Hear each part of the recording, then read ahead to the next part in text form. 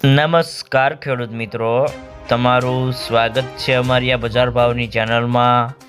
તો આજના વિડીયોની અંદર આપણે કપાસ પકવતા તમામ ખેડૂતો માટે મળ્યા સારા સમાચાર।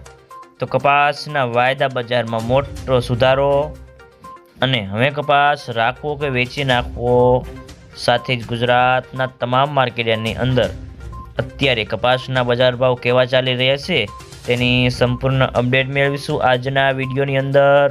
તો વિડીયોમાં અંત સુધી બન્યા રહેજો।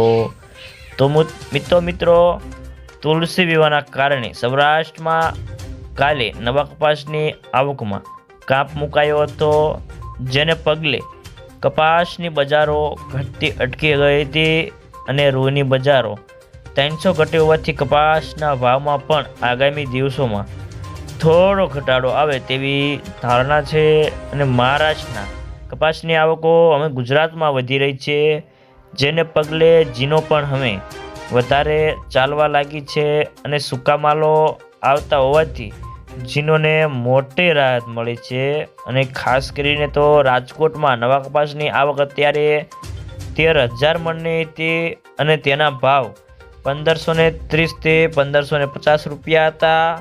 સૌથી ઊંચા ભાવ રાજકોટમાં 1565 રૂપિયા હતા।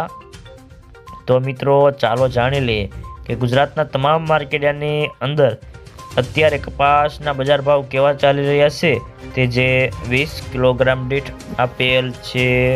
ભાવનગર 1372 થી 1541 રૂપિયા, જામનગર 1100 થી 1630 રૂપિયા, બાબરા 1410 થી 1600 રૂપિયા, જેતપુર 1181 થી 1625 રૂપિયા, વાંકાનેર 1250 થી 1542 રૂપિયા, રાજકોટ 1350 થી 1548 રૂપિયા, અમરેલી 930 થી 1581 રૂપિયા, સાવરકુંડલા 1480 થી 1580 રૂપિયા, જસદણ 1300 થી 1555 રૂપિયા, ગોંડલ 1301 થી 1586 રૂપિયા,